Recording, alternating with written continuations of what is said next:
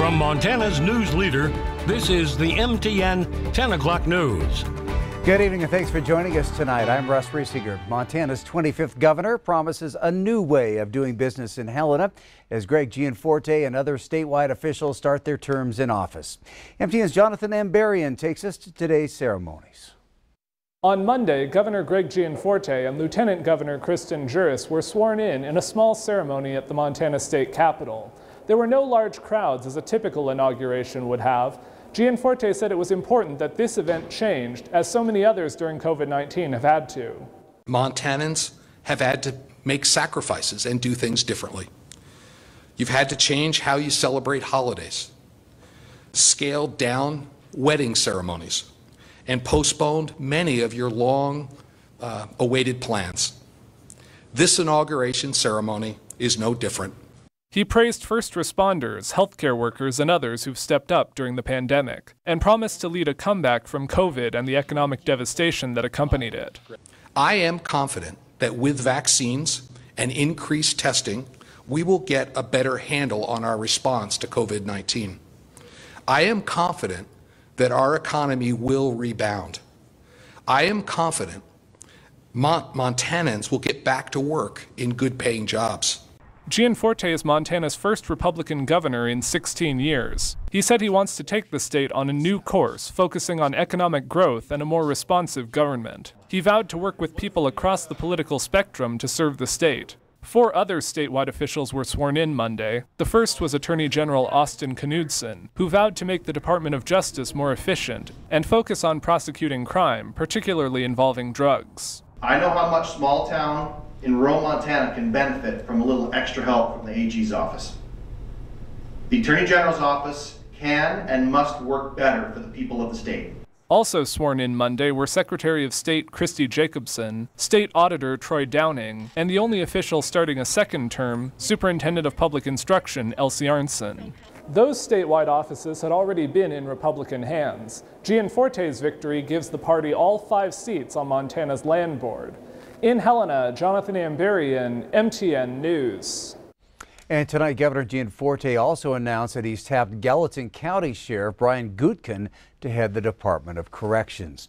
Montana's 2021 legislature also got underway at the state capitol, and despite the pandemic, most lawmakers showed up in person for the swearing-in proceedings. As MTN's chief political reporter Mike Dennison tells us, the first day, which is largely ceremonial, was not without its moments of division. While at least some of the session's proceedings will be done remotely or carried out with social distancing at the Capitol, that was mostly not the case on Monday. All but a few of the 100 House members crammed into their chamber for swearing in and electing their leaders for the session. Democratic members wore face masks, but most Republicans did not. In the Senate, however, about half of minority Democrats took part via Zoom from remote locations. Republicans have huge majorities at the 2021 session, 67 to 33 in the House and 31 to 19 in the Senate. Republicans said Monday they have a mandate from voters to enact new Republican Governor Greg Gianforte's agenda for business-friendly policies and less government. But they also said they want to ensure the session is conducted safely. It is my priority to ensure a safe and healthy working environment for all in the Capitol building this session. That includes virtual participation for legislators and constituents. This will be the most accessible legislative session in history. And Democrats said they're ready to be part of the discussion as well. Our caucus is ready to build on our investment in infrastructure, to protect our gains and access to health care, and to make sure that we're investing in public education.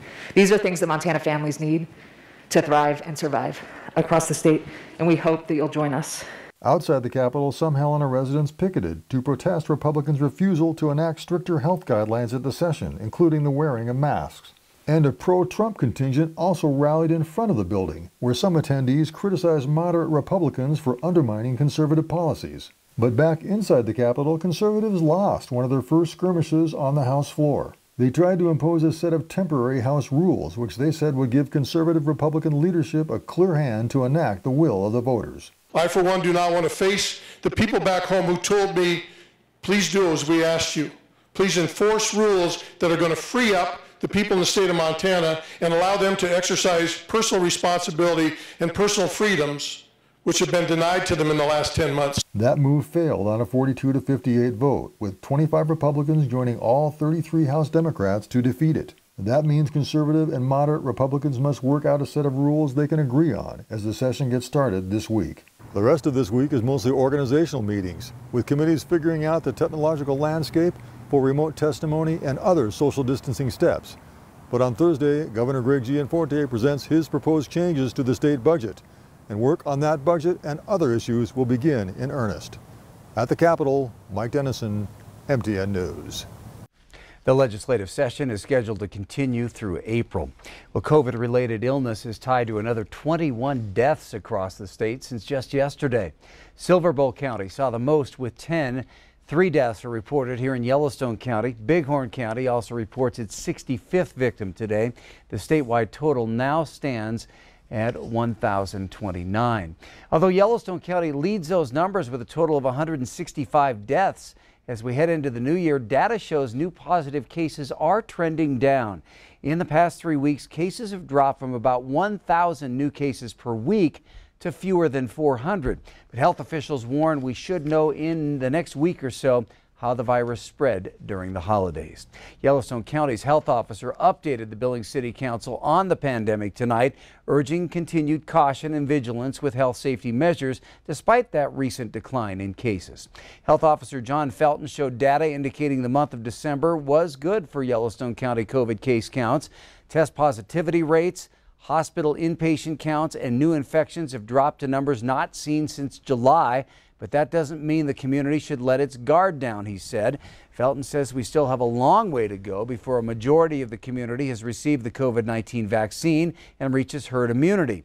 The current supply of vaccines come in on an inconsistent basis, and while the process will take into next year, Felton said he's optimistic the community will get there. It just varies right now. I think that will get more consistent. So I think one of the things that we really need to encourage is, and I know it's hard because we feel like we're kind of getting to the end point, but we just need some more patience. It's just going to take a while to get that 60 or 70% vaccinated. It takes two shots, as well as right now, as I said, the supply is very uncertain and limited. I think that will get better. We're just not there yet. Right now, officials are only administering the COVID-19 vaccine to healthcare workers and other first responders. With control of the Senate at stake, President Trump and President-elect Biden were both in Georgia tonight to campaign ahead of Tuesday's runoff elections. Skylar Henry reports from Atlanta. On the eve of the state's Senate special elections, President Trump went to Dalton, Georgia, to urge supporters to turn out for Republicans Kelly Loeffler and David Perdue. Tomorrow, each of you is going to vote in one of the most important runoff elections in the history of our country. Democrats want the FBI to investigate the president's phone call asking Georgia's election officials to find more votes for him. All I want to do is this. I just want to find 11,780 votes, which is one more than we have, because we won the state. Georgia's Republican Secretary of State, Brad Raffensperger, was one of the officials on the call. He told CBS News the election results are valid. I'm following the law and I'm following the facts. The numbers are the numbers, and the numbers we reported are factually correct. CBS News has learned that Saturday's call was the first time the parties had spoken since the November election, after 18 attempted calls from the White House. President-elect Joe Biden was also in the Peach State on Monday, campaigning on behalf of Democrats Raphael Warnock and Jon Ossoff. Biden reminded voters that the runoff elections will determine who controls the Senate. One state can chart the course, not just for the next 4 years, but for the next generation. The GOP needs to win just one of those races to retain its Senate majority. Skylar Henry, CBS News, Atlanta. Well, Georgia officials say the winner of the special elections may not be known for several days due to the high number of absentee ballots that have been requested. All right, Chief Meteorologist Ed McIntosh joining us now with a first look at the forecast. And Ed, some parts of the Q2 viewing area could possibly see some freezing rain. Yeah, it's a real concern first thing tomorrow, Russ. Take a look at what's going on. In the short term, we'll have a line of showers move through tomorrow, and as it clears out in the afternoon, that pesky wind starts to return, and periods of wind and warmer than average temperatures will take over. But here's the high resolution forecast. We'll watch that disturbance slide through the area tonight. By early tomorrow, you can see maybe a little ripple move through the Billings area. A quick shower, more likely snow for the higher elevations. It could add up to maybe 2 to 5 inches, especially on the west-facing slopes. But watch those areas along eastern Montana where we have a rain-snow mix, especially in those pink-shaded areas. That's where we have the bigger concerns, all the way from around Williston, North Dakota, extending down towards Gillette, Wyoming. Take a closer look at the forecast details coming up in just a few minutes. All right, thank you, Ed. Local crime numbers, unfortunately, on the rise here in Billings. The data shows assaults, altercations, and homicides are all trending up. MTN's Andrea Lutz helps to break down the concerning numbers. U.S. cities are seeing a surge in violent crimes. The FBI even reporting within the first 6 months of the pandemic, murders were up 15%. Compare that, though, to a city the size of Billings, with 16 murders from January to November. On average, Billings is usually, maybe 2 or 3 homicides. In some other spike years, we've been up to like 7, 8, or 9. We can't remember a year in the past that we've had 16 homicides. And that's not all. Domestic violence was up 25%, assault on police officers up 50%, and assault with a weapon up 50% since the year before. Woolley says while they can't pinpoint for sure the reason for the increase, the pandemic has surely forced stressors on the public. They're spending more time at home with partners. It's more likely to manifest into violence in a household. But Billings has been dealing with an increase in violent crimes for years. It's kind of like adding some gasoline to the fire. We've already been on an increase for violent crimes. We already have a significant drug problem like we've discussed in the past. And now we add this on top of it and it just magnifies. And in turn, officers' hands are tied because through the pandemic, there's still been a constant issue of overcrowding at the jails. The officers often feel like they're just pushing the problem around. We don't have any tools to deal with what's going on. We're only able to incarcerate high-level felony offenses. While all but one homicide case has been deemed clear, the detective unit is running thin, something law enforcement hopes the public will think about. The acuity of these violent crimes, the shootings, the homicides, those take up a substantial amount of more resources and time and effort by our staff. But this year has definitely been a spike abnormal to previous years. In Billings, Andrea Lutz, MTN News. Thanks, Andrea. And looking ahead to the new year, here's some things BPD hopes will happen. They hope vaccines will help slow the pandemic. The end of a hot political season will calm things down, and they'll get designated beds in the jail to accommodate the influx of arrests. Still ahead on the MTN 10 o'clock news here on Q2. Graduating without debt would be a dream come true for many students.